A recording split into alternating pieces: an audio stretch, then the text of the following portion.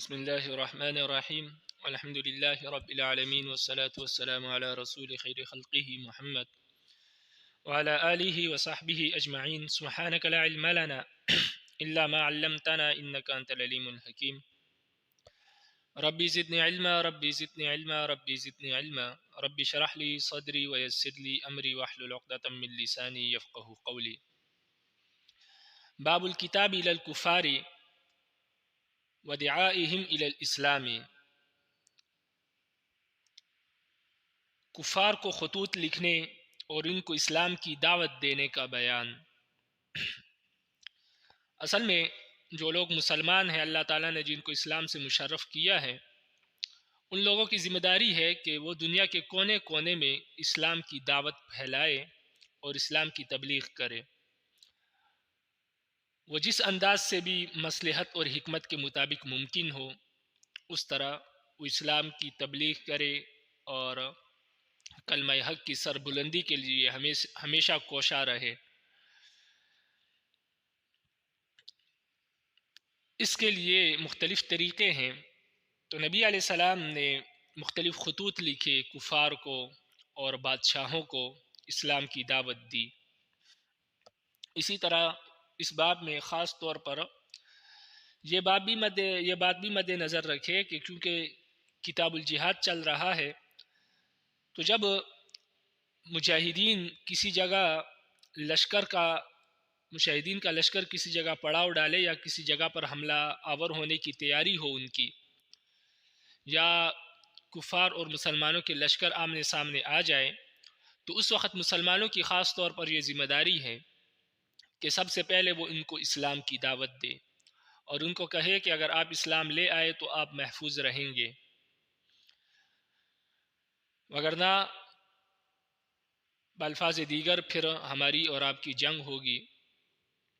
تو اگر وہ اسلام قبول نہ کریں تو پھر ان کو دوسری دعوت یہ دی جائے گی کہ آپ اسلامی قانون کے مطابق زندگی گزاریں، بے شک اسلام قبول نہ کریں، آپ اس ملک میں قرآن و سنت کے مطابق زندگی گزاریں اور آپ کا خلیفہ اور حکمران جو ہوگا وہ مسلمان ہوگا، باقی آپ کو مذہبی آزادی ہوگی، لیکن جو معاملات ہے وہ شریعت کے قانون کے مطابق ہوں گے۔ اس ملک میں جو شریعت چلے گی، جو قانون چلے گا، وہ شریعت کا ہوگا، اسلام کا ہوگا، اور آپ ہمیں ٹیکس دیں گے۔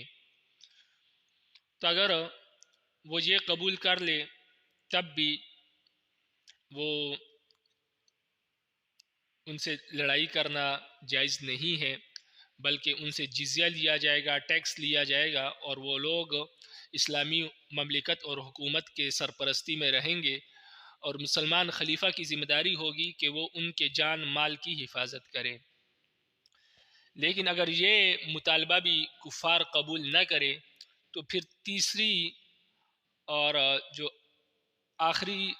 اور آخری چانس جو ہے وہ ہے جنگ کا، اس کے بعد پھر قتال ہوگا۔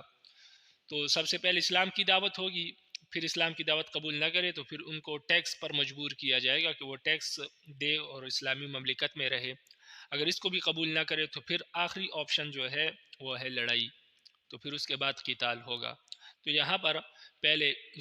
کفار کو دعوت دینے کا بیان اور ان کو خطوط لکھنے کا بیان، تو اس میں سب سے پہلے نبی علیہ السلام کے خطوط کا ذکر ہوگا،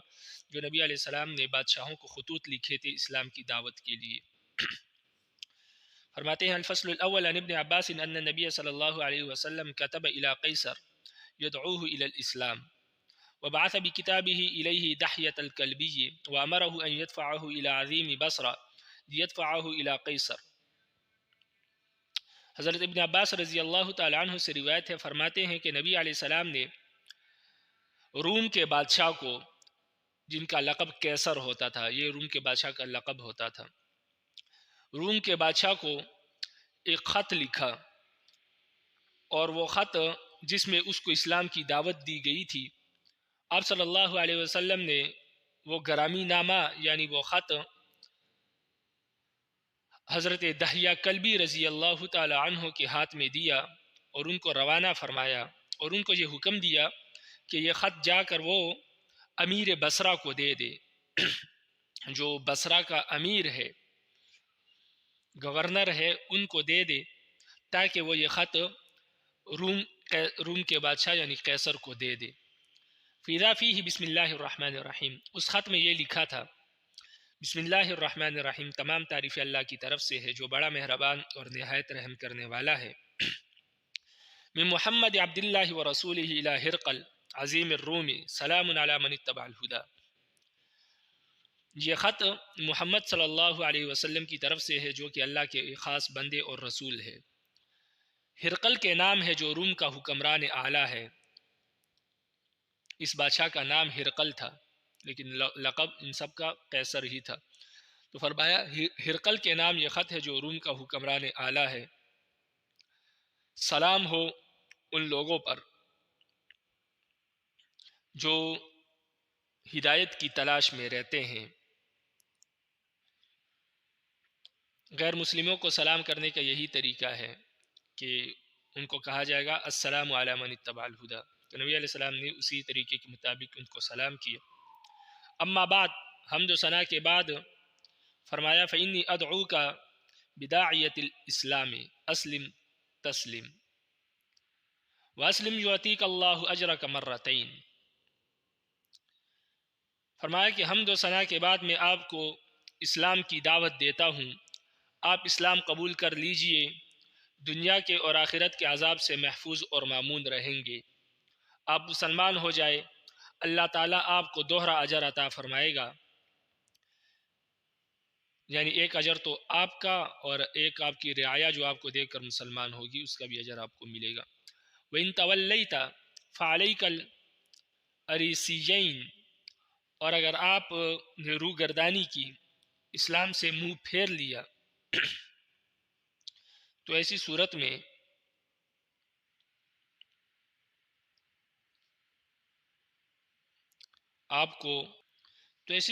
آپ کو صرف آپ کا گناہ نہیں بلکہ آپ کی رعایا کا گناہ بھی آپ کے سر پر ہوگا، کیونکہ وہ بھی آپ کی وجہ سے اسلام سے رکیں گے۔ تو آپ کو اپنا بھی گناہ ہوگا کہ آپ اسلام سے رکے اور ان کا بھی گناہ ہوگا۔ وَيَا أَهْلَ الْكِتَابِ تَعَالَوْا إِلَىٰ كَلِمَةٍ سَوَاءٍ بَيْنَنَا وَبَيْنَكُمْ، پھر فرمایا اے اہل کتاب، ایسے کلمے اور ایسے دین کی طرف آؤ جو ہمارے اور تمہارے درمیان مشترک ہے۔ وہ دین یہ ہے کہ اللہ نعبد الا اللہ، کہ ہم اللہ کی سوا کسی کی عبادت نہیں کریں گے، ولا نشرک بہ شیئا، اور ہم اللہ کے ساتھ کسی کو شریک نہیں کریں گے، ولا يتخذ بعضنا بعضا اربابا من دون اللہ، اور ہم میں کوئی کسی کو اللہ کے سوا رب نہیں بنائے گا، یعنی جس طرح عیسائیوں نے عیسیٰ علیہ السلام کو رب بنایا کیونکہ یہ عیسائی تھا، تو نبی علیہ السلام نے فرمایا کہ یہ بات تو انجیل میں بھی موجود ہے کہ اللہ کی عبادت کرو، اللہ کے ساتھ کسی کو شریک نہ کرو، اور اللہ کے سوا کسی کو رب نہ مانو۔ تو فرمایا چلو اگر آپ اسلام قبول نہیں کرتے تو اتنی بات ہمارے ساتھ مان لو کہ ہم اللہ کے سوا کسی کی عبادت نہیں کریں گے اور اللہ کے ساتھ کسی کو شریک نہیں کریں گے اور آپس میں کسی کو رب نہیں مانیں گے۔ فَإِن تَوَلَّوْا فَقُولُوا اشْهَدُوا بِأَنَّا مُسْلِمُونَ، اصل میں یہ قرآن کی آیت ہے، تیسرے پارے سورہ آل عمران کی۔ فرمایا فَإِن تَوَلُّوا فَقُولُوا اشْهَدُوا بِأَنَّا مُسْلِمُونَ، فرمایا اگر تم اعراض کرتے ہو، یعنی اگر تم اس بات کو قبول کرنے سے انکار کرتے ہو، تو اے مومنو، فَإِن تَوَلُّوا، اگر وہ لوگ انکار کر دے، یعنی پہلے تو اللہ تعالیٰ نے مسلمانوں کو طریقہ بتایا دعوت دینے کا کہ پہلے ان کو دعوت دو کہ چلو ایسے کلمے کی طرف آئیں جو ہمارے اور آپ کے درمیان مشترک ہے۔ اس کے باوجود بھی اگر وہ لوگ انکار کرتے ہیں، نہیں آتے، تو پھر اے مومنو تم یہ اعلان کرو، اشہدوا بأننا مسلمون، تم یہ اعلان کرو کہ ہم مسلمان ہیں، ہم فرما بردار ہیں۔ اگر آپ ایمان نہیں لاتے تو آپ گواہ رہو کہ ہم مسلمان ہیں، ہم نے آپ کو دعوت دی، اپنی ذمہ داری پوری کی، اب آپ اسلام نہیں لے آئے تو آپ کی مرضی، ہم مسلمان ہیں، کل قیامت کے دن ہم اس کی گواہی دیں گے، آپ گواہ رہے۔ متفق علیہ، یہ حدیث متفق علیہ۔ وفی روایت لمسلم، امام مسلم کی روایت میں ہے قال من محمد رسول اللہ، اس میں محمد عبداللہ نہیں ہے خط میں، بلکہ محمد رسول اللہ ہے، کہ یہ خط محمد کی طرف سے ہے جو کہ اللہ کے رسول ہے۔ وقال اسم الجریسیین وقال بدعایت الاسلام، اور اس میں الفاظ یہ ہے اسم الجریسیین ہے اریسیین کی بجائے کہ رعایا کے گناہ پر ہوگا۔ وقال بدعایت الاسلام، اور الفاظ بداعیت الاسلام نہیں ہے، بدعایت الاسلام ہے مسلم کی روایت میں، باقی معنی ایک ہی ہے، معنی میں کوئی فرق نہیں پڑتا۔ وعنہ ان رسول اللہ صلی اللہ علیہ وسلم بعث بکتابہ الى کسرى مع عبد اللہ بن حذافہ السہمی فامرہ ان یدفعہ الى عظیم البحرین فدفعہ عظیم البحرین الى کسرى۔ ابن عباس ہی سے روایت ہے، وہ فرماتے ہیں کہ نبی علیہ السلام نے اپنا خط کسرا کی طرف بھیجا، کسرا کی طرف خط لکھا۔ کسرا ایران کے بادشاہ کو کہتے ہیں، یہ ان کا لقب ہوتا تھا۔ کسرا کی طرف خط لکھا جو کہ آپ نے عبداللہ بن حذافہ السہمی کے ہاتھ میں دیا، اور ان کو آپ نے حکم دیا کہ یہ خط جا کر بحرین کے حاکم اعلیٰ کو دے دیا جائے، یعنی بحرین کے گورنر کو دے دیا جائے، اور بحرین کا گورنر اس کو کسرا کے حوالے کر دے۔ فلما قرأ، جب کسرا نے اس خط کو پڑھا تو مزقہ، تو اس کو پھاڑ دیا۔ ہرقل نے پھاڑا نہیں تھا، بڑے ادب کے ساتھ اس کو رکھا تھا۔ اس کی بہت ساری تفصیل ہے جو یہاں موقع نہیں ہے، بات بہت لمبی ہو جائے گی، لیکن بہرحال اس نے ادب کیا اور اس خط کو سنبھال کر رکھا۔ لیکن کسرا نے اس خط کو پڑھا، نبی علیہ السلام کے خط کو، اور مزقہ، اس کو پھاڑ دیا۔ قال ابن المسیب فدعا علیہم رسول اللہ صلی اللہ علیہ وسلم ایمزقوا کل ممزق۔ ابن مسیب رحمہ اللہ فرماتے ہیں کہ جب نبی علیہ السلام کو یہ خبر پہنچی کہ اس نے خط پھاڑ دیا، تو نبی علیہ السلام نے اس کے حق میں بد دعا کی اور فرمایا کہ اللہ تعالیٰ اس کو اسی طرح ٹکڑے ٹکڑے کر دے، جس طرح اس نے خط کو ٹکڑے ٹکڑے کر دیا، اللہ تعالیٰ اس کو بھی پارا پارا کر دے۔ رواہ البخاری۔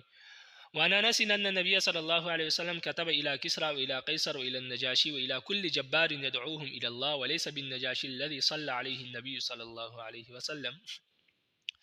حضرت انس رضی اللہ تعالیٰ عنہ کہتے ہیں کہ نبی علیہ السلام نے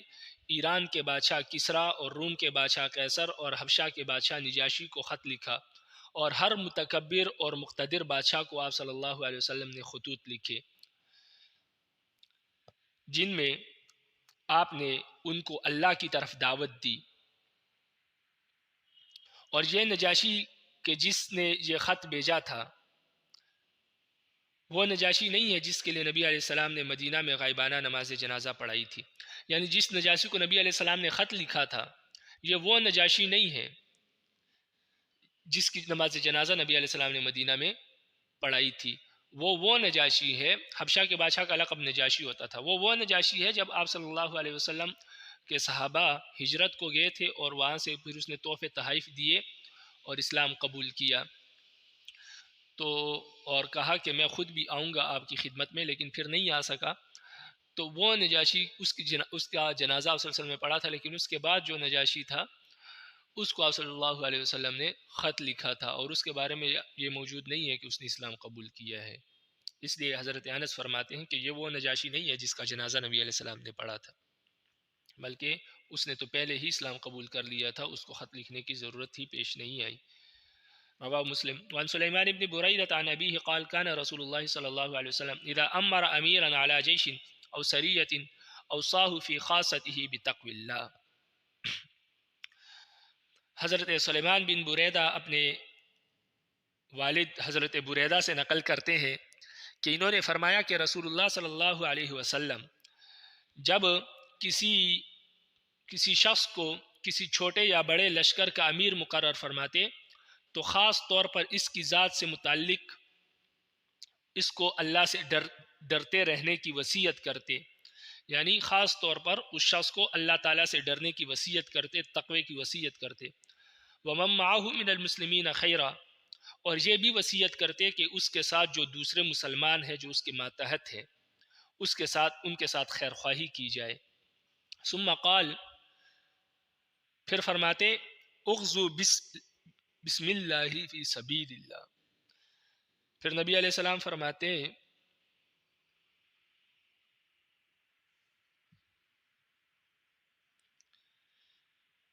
کہ جاؤ اللہ کا نام لے کر اللہ کی راہ میں جہاد کرو، قاتلوا من کفر باللہ،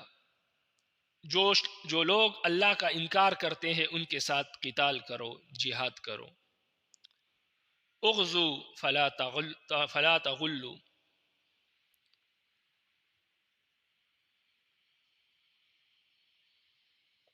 فلا تغلو مال غنیمت میں خیانت نہ کرو، یعنی اس کو چھپاؤ نہ، ولا تغدرو، کسی کو دھوکہ نہ دو، یعنی وعدہ خلافی نہ کرو، کسی سے اگر کفار سے بھی آپ نے کوئی وعدہ کیا ہے، معاہدہ کیا ہے، تو اس کو نہ توڑو، عہد شکنی نہ کرو، ولا تمثلو، مسلح نہ کرو کسی کو، یعنی کسی کے کان، ناک، اعضاء وغیرہ نہ کاٹو اس کو قتل کرنے کے بعد، ولا تقتلوا ولیدا، بچوں کو قتل نہ کرو، وَإِذَا لَقِيتَ عَدُوَّكَ مِنَ الْمُشْرِكِينَ فَادْعُوهُمْ إِلَى 3 خِصَالٍ أو خلال فأيتهن ما أجابوك فاقبل منهم وكف عنهم، فرمایا جب تم مشرکوں، اپنے دشمنوں یعنی مشرکوں سے ملو، یعنی ان سے آمنا سامنا ہو، لشکر دونوں طرف تیار ہو جائے، تو ان کو 3 باتوں کی خصال فرمایا یا خلال فرمایا، مطلب ایک ہی ہے، 3 باتیں ہیں۔ یہ راوی کو شک ہے کہ نبی علیہ السلام نے خصال کا لفظ فرمایا یا خلال کا، فرمایا 3 باتوں کی ان کو دعوت دو، ان میں سے وہ جو بھی مان لے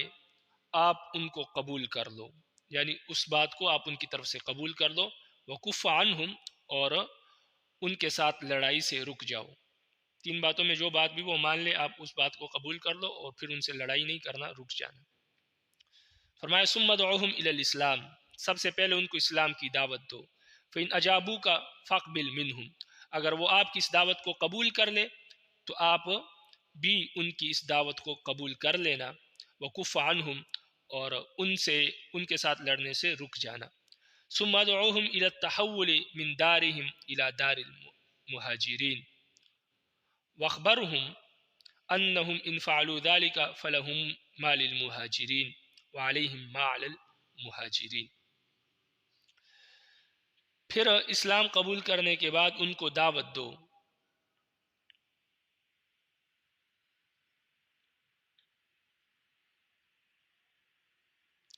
یعنی اسلام قبول کرنے کے بعد ان کو دعوت دو کہ وہ اس دار الحرب کو چھوڑ کر دار الاسلام کی طرف آ جائے، یعنی یہ کفار کا ملک چھوڑے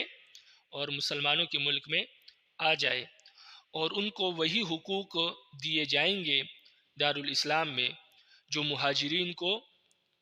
حاصل ہے، اور ان پر وہی ذمہ داریاں عائد ہوں گی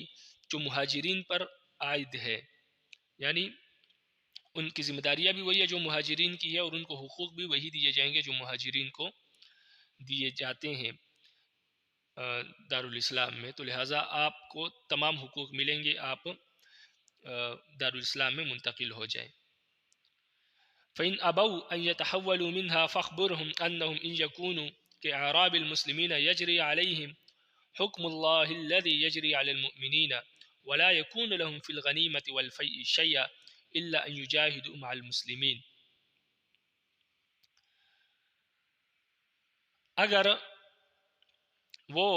دارالاسلام سے، دارالکفر سے دارالاسلام کی طرف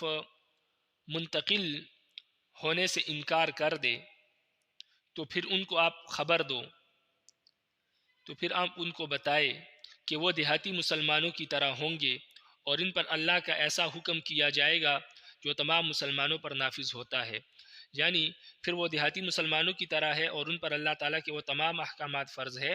جو باقی مومنوں پر فرض ہے، یعنی نماز، روزہ، زکوٰۃ وغیرہ،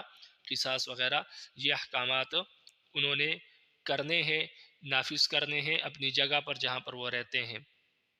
تو پورے ملک میں نہ ہو بے شک، لیکن اپنے علاقے میں انہوں نے اس کی پابندی کرنی ہے۔ اور ان کو یہ بھی بتا دینا وَلَا يَكُونُ لَهُمْ فِي الْغَنِيمَةِ وَالْفَيْءِ شَيْئًا إِلَّا أَن يُجَاهِدُوا مَعَ الْمُسْلِمِينَ کہ مال غنیمت اور مال فی کے مال میں ان کا کوئی حصہ نہیں ہوگا، چونکہ وہ دارالاسلام نہیں آئے تو مسلمان لشکر جو مال غنیمت حاصل کرے گا یا مال فی ان کو ملے گا، مال فی بھی آپ اس کو مال غنیمت ہی سمجھے فی الحال، تو جو مال فی ملے گا یا مال غنیمت ملے گا تو اس میں چونکہ تمام مسلمانوں کا حصہ ہوتا ہے، لیکن یہ لوگ چونکہ دارالکفر کو نہیں چھوڑا انہوں نے اور دارالاسلام کی طرف نہیں آئے، تو ان کو بتا دو کہ ان کا مال غنیمت میں کوئی حصہ نہیں ہوگا۔ ہاں اگر یہ لوگ مسلمانوں کے ساتھ جہاد میں شریک ہو، یعنی کوئی ایسا مسلمان جو دارالحرب میں رہتا ہے لیکن جہاد میں مسلمانوں کے ساتھ مل کر جہاد کرے تو اس کو تو مال غنیمت ملے گا، لیکن اس کے سوا جو دیگر ہیں ان کو نہیں ملے گا۔ تو یہ تو ایک بات ہو گئی کہ آپ اس کی دعوت دو۔ فَإِنَّهُمْ أَبَوْا فَصَلَّهُمُ الْجِزْيَةَ، فرمایا اگر وہ اسلام لانے سے انکار کر دے، آپ کی بات کو نہ مانے، تو پھر ان پر جزیے کو واجب کرو۔ یہ دوسری بات ہے کہ ان پر آپ کہو کہ ٹھیک ہے آپ ہمیں ٹیکس دیا کریں اور اسلامی قانون کے مطابق آپ زندگی گزاریں، ہم آپ سے نہیں لڑتے۔ فرمایا کہ اگر وہ انکار کر دے اسلام لانے سے تو پھر ان پر ٹیکس لاگو کر دو۔ فَإِنْهُمْ أَجَابُوكَ فَاقْبِلْ مِنْهُمْ، اگر وہ آپ کی یہ بات قبول کر لے، مان لے، تو آپ بھی ان کی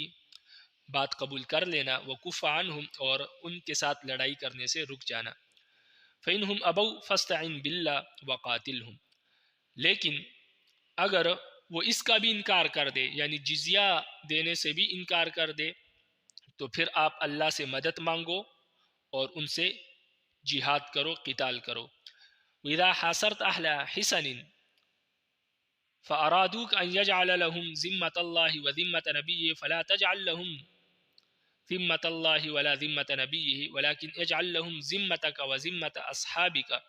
فَإِنَّكُمْ إِنْ تَخْفُوا ذِمَمَكُمْ وَذِمَمَ أَصْحَابِكُمْ أَهْوَنُ مِنْ أَنْ تَحْفِرُوا ذِمَّةَ اللَّهِ وَذِمَّةَ رَسُولِهِ۔ اور فرمایا کہ جب تم کسی قلعے یا بستی کے لوگوں یعنی دشمن کا محاصرہ کر لو اور وہ قلعے والے یا بستی والے تم سے اللہ تعالیٰ اور اس کے نبی کا ذمہ مانگے، عہد مانگے، تو تم ان کو اللہ اور اس کے نبی کی طرف سے امان دینے کا وعدہ نہ کرو، البتہ اپنے اور اپنے رفقا کی طرف سے امان دینے کا وعدہ کرو، کیونکہ اگر تم نے اپنے اور اپنے رفقا کے دیے ہوئے امان کو توڑ دیا تو یہ اللہ اور اس کے رسول کے امان کو توڑنے سے زیادہ آسان ہے اور زیادہ کم گناہ ہے۔ اس لیے بعض اوقات انسان امان دیتا ہے لیکن بعض اوقات پھر مجبوری میں توڑ دیتا ہے، تو اس لیے فرمایا کہ آپ اللہ اور اللہ کے رسول کے ذمہ ان کو نہ دو، امان نہ دو، بلکہ اپنے طرف سے امان اس کو دو، کیونکہ اگر آپ نے اپنی طرف سے دیا ہوا امان توڑ دیا تو اس میں کم گناہ ہے بنسبت اس کے کہ آپ اللہ اور اللہ کے رسول کے دیے ہوئے امان کو توڑ دیں۔ اس لیے اپنا امان دو، اللہ اور اللہ کے نبی کا امان نہ دو۔ وَإِنْ حَسَرْتَ أَهْلَ حِسَنٍ فَأَرَادُوا أَن تُنْزِلَهُمْ عَلَى حُكْمِ اللَّهِ فَلَا تَنْزِلْهُمْ عَلَى حُكْمِ اللَّهِ وَلَكِنْ أَنْزِلْهُمْ عَلَى حُكْمِكَ فَإِنَّكَ لَا تَدْرِي أَتُصِيبَ حُكْمَ اللَّهِ فِيهِمْ أَمْ لَا۔ اور فرمایا کہ جب تم کسی قلعے کے لوگوں کا محاصرہ کرو اور وہ قلعے والے تم سے اللہ کے حکم پر اپنا محاصرہ اٹھا لینے کی درخواست کرے کہ ہم اللہ کا حکم مانیں گے، آپ یہ محاصرہ اٹھا لے، تو تم اللہ کے حکم پر ان کا محاصرہ نہ اٹھانا بلکہ اپنے حکم پر ان کا محاصرہ اٹھانا، کیونکہ تمہیں یہ نہیں معلوم ہو سکتا کہ تم ان کے بارے میں فیصلہ کرتے وقت اللہ کے حکم تک پہنچ گئے ہو یا نہیں، یعنی تمہیں یہ کیسے معلوم ہوگا کہ تم نے ان کا محاصرہ اٹھا لینے کا جو فیصلہ کیا وہ اللہ کے نزدیک صحیح بھی ہے یا نہیں۔ یعنی اگر وہ یہ کہے کہ اللہ کے حکم کے مطابق تم یہ محاصرہ اٹھا لو تو آپ کو تو نہیں معلوم کہ اللہ کا حکم ابھی کیا ہے، محاصرہ اٹھانے کا ہے یا نہیں، اللہ کی مرضی ابھی کیا ہے۔ اس لیے اللہ کی مرضی کو پر چھوڑ کر محاصرہ نہیں اٹھانا بلکہ اپنے مرضی کے مطابق، اپنے حکم کے مطابق آپ اس وقت محاصرہ اٹھائے، آپ حالات کو دیکھیں کہ محاصرہ اٹھانا ہے یا نہیں، کیونکہ اگر آپ محاصرہ اٹھائیں گے اللہ کے حکم پر تو آپ کو تو نہیں معلوم کہ ابھی اللہ کا کیا حکم ہے، اللہ کیا چاہتے ہیں، محاصرہ اٹھانا چاہتے ہیں یا اللہ یہ چاہتے ہیں کہ آپ محاصرہ برقرار رکھیں۔ تو اس لیے جو اللہ کے حکم کو جانتے نہیں ہیں تو پھر اللہ کے حکم کے مطابق محاصرہ نہ اٹھائے، بلکہ اپنے حکم کے مطابق، اپنے فیصلے اور اپنے عقل کے مطابق اس وقت فیصلہ کرے۔ وعن عبد الله بن ابي اوفى ان رسول الله صلى الله عليه وسلم في بعض ايامه التي لقي فيها العدو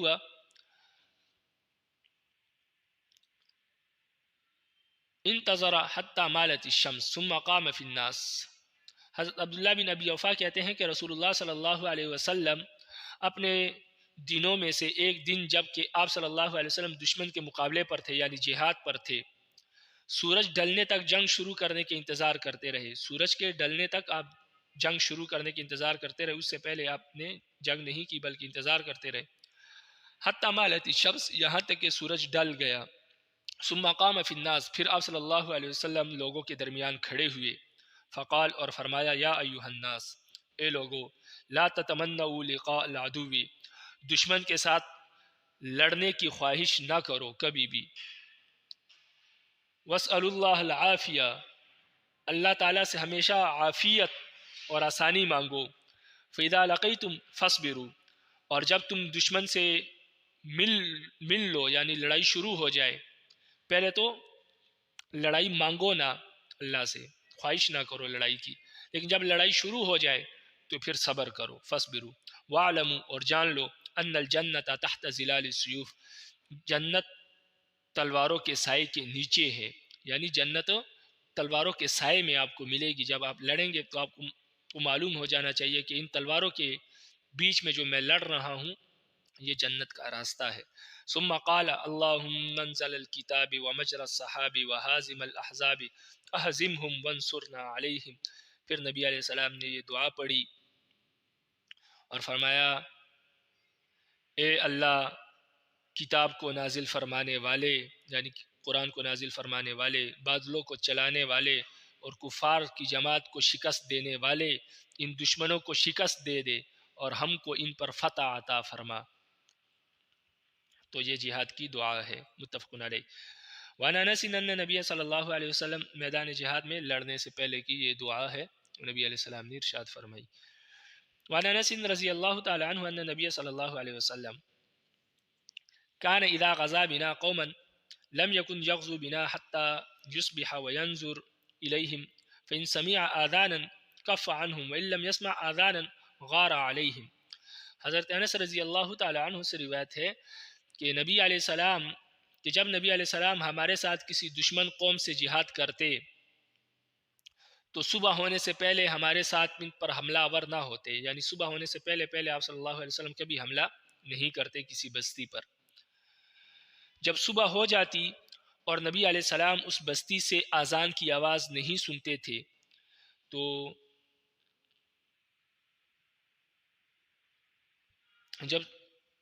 جب صبح ہو جاتی تھی تو نبی علیہ السلام دیکھتے تھے، اگر اس بستی سے اذان کی آواز آئے، یعنی اس بستی سے نبی علیہ السلام اگر اذان کی آواز سنتے تھے تو لڑائی کرنے سے رک جاتے تھے، اس لیے کہ نبی علیہ السلام کہتے تھے کہ واقعی اب اس میں کوئی مسلمان بھی رہتے ہیں تو ایسا نہ ہو کہ وہ بھی مارے جائے، اس وجہ سے نبی علیہ السلام لڑائی سے رک جاتے تھے۔ لیکن اگر اذان نہیں سنتے، کوئی اذان کی آواز نہ آتی اس بستی سے، تو پھر نبی علیہ السلام اس بستی پر حملہ کر دیتے۔ قال، حضرت انس فرماتے ہیں فخرجنا الی خیبر فانتہینا الیہم لیلا، فرماتے ہیں کہ غزوہ خیبر کے موقع پر جب ہم خیبر کو نکلے تو ہم رات کو خیبر پہنچے۔ فلما اصبح ولم يسمع اذانا، جب صبح ہوئی اور نبی علیہ السلام نے اذان کی آواز نہیں سنی تو رکیبہ، سواری پر سوار ہوئے، ورکبت خلف ابی طلحہ، اور میں ابو طلحہ رضی اللہ تعالیٰ عنہ کے پیچھے سواری پر سوار ہوا۔ وَإِنَّ قَدَمَيَّ لَتَمَسُّ قَدَمِ النَّبِيِّ صلی اللہ علیہ وسلم، اور میرے قدم نبی علیہ السلام کے قدموں کو چھو رہے تھے، راستے میں مل رہے تھے، یعنی نبی علیہ السلام آگے سوار تھے، پھر ابو طلحہ رضی اللہ تعالیٰ عنہ تھے، پھر سب سے پیچھے میں تھا، تو تین بندے ہم سوار تھے اونٹ پر یا سواری پر، اور میرے قدم نبی علیہ السلام کے قدم کو لگ رہے تھے۔ قال، فرماتے ہیں کہ فخرجوا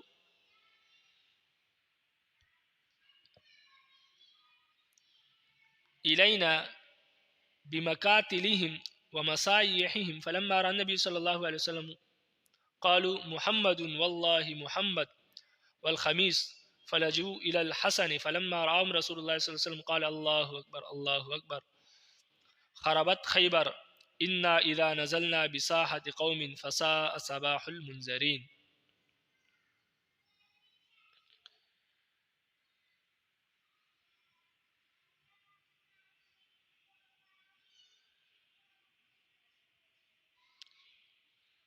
حضرت انس کہتے ہیں کہ جب صبح ہونے پر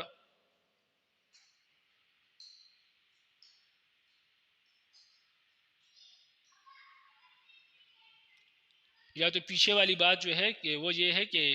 حضرت انس فرماتے ہیں کہ میری سواری نبی علیہ السلام کی سواری سے اتنی قریب تھی کہ ہم دونوں کے پاؤں لگ رہے تھے. لیکن بہرحال فرماتے ہیں کہ جب ہم صبح خیبر پہنچے تو خیبر والے اپنے پھاوڑے تھیلے لیے ہوئے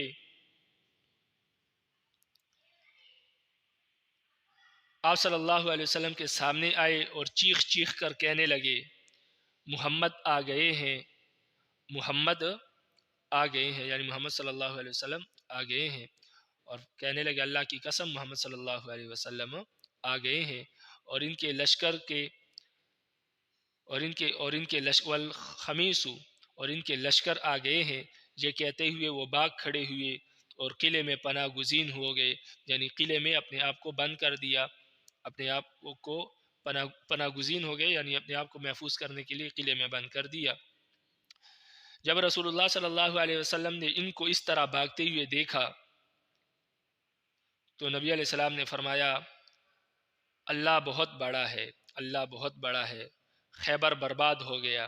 اس میں کوئی شک نہیں. جب کسی قوم کے میدان میں جنگ کے لیے اترتے ہیں تو اس میں ڈرائی گئی قوم کی صبح بڑی خراب ہو جاتی ہے. یعنی جب کوئی قوم میدان میں اترتی ہے اور وہ ڈر جائے تو وہ دن ان کے لیے بہت خراب ہوتا ہے، یعنی وہ شکست کھا جاتی ہے، اس لیے کہ انہوں نے پہلے سے اپنی شکست گویا کہ قبول کر دی ہوتی ہے ڈر کر، اس وجہ سے فرمایا کہ ان کا دن بہت خراب ہوتا ہے. وعن النعمان بن مقرن قال شہدت القتال مع رسول اللہ صلی اللہ علیہ وسلم. نعمان بن مقرن فرماتے ہیں کہ میں نبی علیہ السلام کے ساتھ جنگ میں شریک ہوا ہوں. فکان اذا لم يقاتل اول النهار انتظر حتى تهب الارواح وتحضر الصلاة. چنانچہ جب کسی دن آپ صلی اللہ علیہ وسلم صبح کے وقت جنگ شروع نہ کرتے تو اس وقت کا انتظار فرماتے جب کہ ہوا چل پڑے اور ظہر کی نماز کا وقت آ جائے. یعنی یا تو نبی علیہ السلام صبح سویرے جنگ کرتے اور اگر صبح نہ ہوتی دیر ہو جاتی تو پھر نبی علیہ السلام ظہر کی نماز کے وقت جنگ شروع کرتے تھے. الفصل الثانی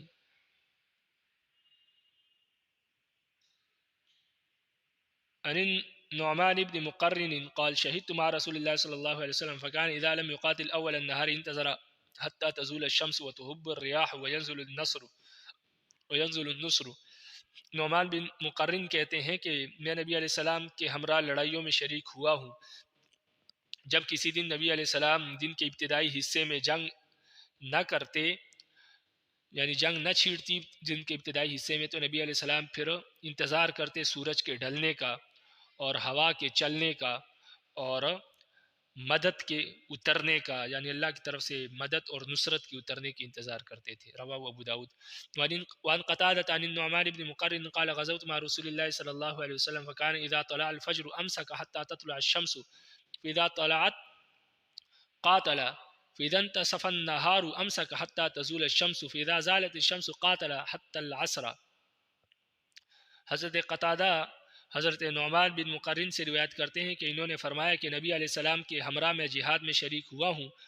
چنانچہ حضرت صلی اللہ علیہ وسلم طلوع فجر کے بعد اس وقت تک رکے رہتے جب تک کہ آپ فجر کی نماز سے فارغ نہ ہو جاتے اور سورج نہ نکل آتا. پھر جب سورج نکل آتا تو جنگ شروع کر دیتے اور جب دوپہر ہو جاتی تو دوپہر ڈھلنے تک کے لیے رک جاتے، یعنی صبح جنگ شروع کرتے اور دوپہر تک کرتے، جب دوپہر ہو جاتی پھر رک جاتے تھے. پھر جب دوپہر ڈل جاتی تھی، یعنی سورج ڈل جاتا تھا اور ظہر کا وقت شروع ہو جاتا تھا، پھر آپ صلی اللہ علیہ وسلم جنگ شروع کرتے یہاں تک کہ عصر ہو جاتی، ثم امسک، پھر رک جاتے، حتی یصلی العصر، یہاں تک کہ عصر کی نماز پڑھ لیتے، ثم یقاتل، پھر عصر کے بعد پھر جنگ شروع کر دیتے تھے۔ تو یہ طریقہ کار تھا۔ قال قتادہ، حضرت قتادہ فرماتے کان یقال عند ذلك تہیج ریاح النصر ویدعو المؤمنین بجیوشہم فی صلاتہم۔ حضرت قتادہ کہتے ہیں کہ کہا جاتا ہے، یعنی صحابہ حضرت صلی اللہ علیہ وسلم کے اس جنگی نظام الاوقات کی حکمت کے بارے میں یہ کہا کرتے تھے کہ یہ اس وجہ سے تھا، یعنی نبی علیہ السلام اس وجہ سے یوں کرتے تھے کہ ان اوقات میں نصرت کی ہوائیں اور مدد کی ہوائیں چلتی ہے، اور مسلمان اپنی نماز میں اپنے لشکروں کے لیے فتح اور کمرانی کی اور کامیابی کی دعائیں کرتے ہیں، اس وجہ سے نبی علیہ السلام اس طرح کرتے تھے۔ رواہ الترمذی۔ وعن عصام المزنی قال بعثنا رسول الله صلى الله عليه وسلم في سرية فقال إذا رأيتم مسجدا أو سمعتم مؤذنا فلا تقتلوا أحدا۔ حضرت عصام بن مزنی سے روایت ہے، فرماتے ہیں کہ نبی علیہ السلام نے ہمیں بھیجا، نبی علیہ السلام نے ہمیں ایک چھوٹے لشکر میں روانہ کیا اور فرمایا کہ جب کسی جگہ تم کوئی مسجد دیکھو یا مؤذن کو اذان دیتے ہوئے سنو تو وہاں کسی کو قتل نہ کرنا، کیونکہ وہاں پر جب اذان ہو رہی ہے یا مسجد ہے تو اس کا مطلب یہ ہے کہ وہاں پر مسلمان رہتے ہیں، تو ایسا نہ ہو کہ آپ قتال میں لوگ ان سے قتال کریں اور اس میں کوئی مسلمان مارا جائے، اس لیے وہاں کسی کو قتل نہیں کرنا، کسی سے قتال نہیں کرنا۔ رواہ ترمذی و ابو داود۔ الفصل الثالث عن ابی وائل قال كتب خالد بن الولید الى اہل فارس بسم اللہ الرحمن الرحیم من خالد بن الولید الى رستم و مہران فی ملأ فراس سلام علی من اتبع الہدی۔ حضرت ابو وائل کہتے ہیں رضی اللہ تعالیٰ عنہ کہ حضرت خالد بن ولید رضی اللہ تعالیٰ عنہ نے فارس یعنی ایران کے لوگوں کو یہ خط لکھا۔ اس خط میں یہ تھا کہ بسم اللہ الرحمن الرحیم، خالد بن ولید کی طرف سے رستم اور مہران کے نام جو ایران کے سردار ہے ان کے نام یہ خط ہے۔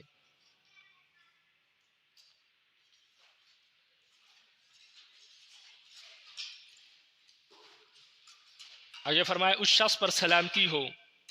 جو ہدایت کی پیروی کرتا ہے، یعنی ہدایت کی تلاش کرتا ہے۔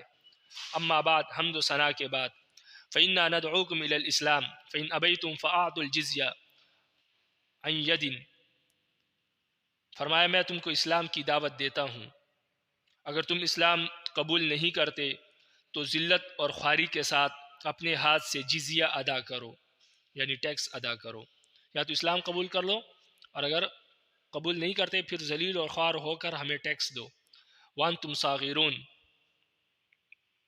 ذلیل اور خوار ہو کر ہمیں ٹیکس دو، صاغرون کا یہ مطلب ہے ذلیل و خوار ہو کر۔ فإن أبيتم، اور اگر تم جزیہ دینے سے بھی انکار کرتے ہو تو پھر سنو، فإن معي قوم يحبون القتل في سبيل الله كما يحب فارس الخمر۔ فرمایا اگر تم جزیہ دینے سے بھی انکار کرتے ہو تو پھر سنو، میرے ساتھ ایسے لوگ ہیں جو جنگ کرنے کو اور قتال، اللہ کے راستے میں قتال کرنے کو، جنگ کرنے کو ایسے پسند کرتے ہیں جیسے کہ فارس کے لوگ شراب پینے کو پسند کرتے ہیں، اس لیے تم ہم سے لڑ نہیں سکو گے۔ تو یا تو اسلام قبول کر لو یا جزیہ دو، اگر یہ بھی نہیں دیتے تو پھر تیسرا آپشن یہ ہے کہ ہمارے ساتھ جنگ کرو، لیکن جنگ کرنے سے پہلے یہ بات یاد رکھو کہ میرے ساتھ وہ لوگ ہیں جو جنگ اللہ کے راستے میں لڑنے کو ایسے پسند کرتے ہیں جیسے فارس کے لوگ شراب پینے کو پسند کرتے ہیں۔ پھر فرمایا والسلام علی من اتبع الہدی، سلام ہو اس شخص پر جو ہدایت کا متلاشی ہے، ہدایت کی پیروی کرتا ہے۔ رواہ فی شرح السنہ، اس کو شرح السنہ میں روایت کیا ہے۔ وما علینا